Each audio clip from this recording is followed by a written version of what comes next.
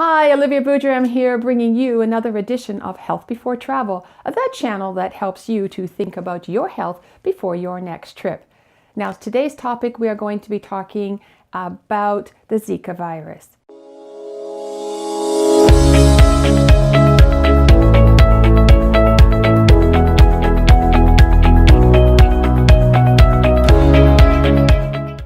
I've had a lot of people ask me a lot of questions about the Zika virus because it isn't something that has gone away. It's just something that's gone away from the news. We haven't heard about it like we heard about it this time last year, but it's still there. And it becomes really important to people when they start thinking about traveling. And it becomes even more important to people when they start thinking about traveling and they are pregnant and or want to get pregnant. So that's what today's topic is, mostly in regards to those people who are in that category right now. Those people who are not in that particular category of getting pregnant or conceiving, yes, it's important that you protect yourself down there. There is no vaccination right now or no particular antidote. The only thing that there is just protecting yourself with the insect repellent. What are the symptoms?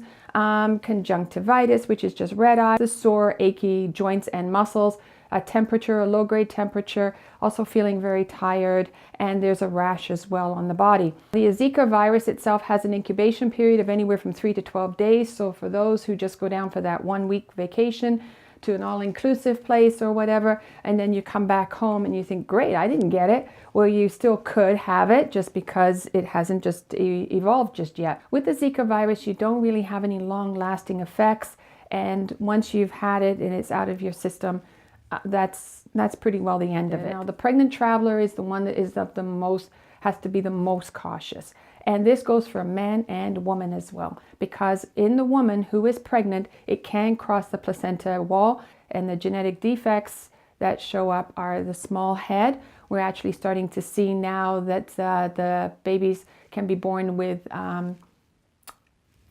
some of the babies have been born blind, some of the babies have been born deaf, and some of them are short in stature. So those are some of the other associations that have been linked to the Zika virus. For the men, they actually also can carry the virus as well and pass that on during conception. And then again, that poses a problem to the unborn child as well.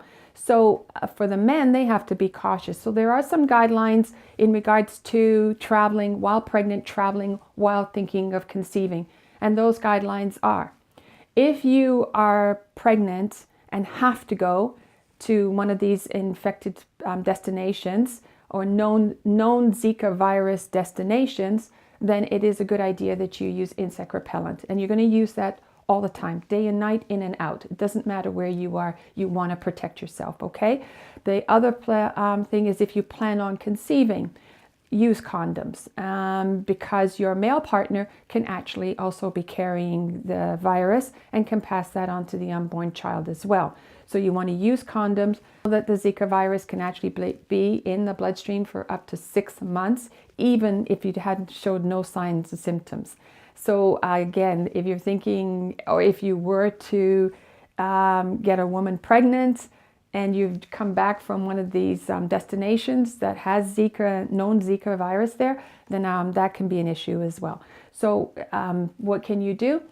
Again, it comes down to using a condom, abstinence, as well as protecting yourself.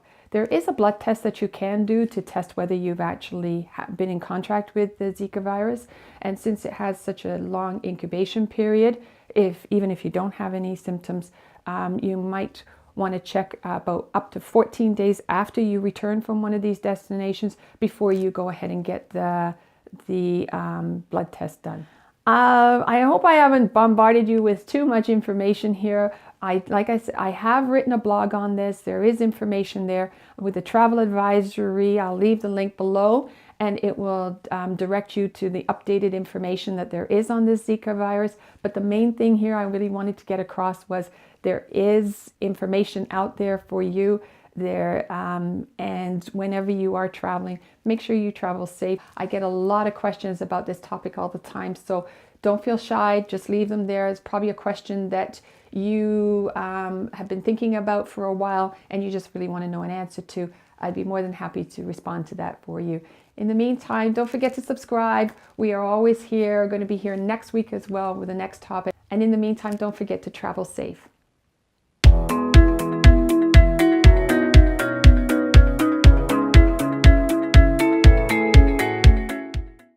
And think about growing the population. So I just really wanted to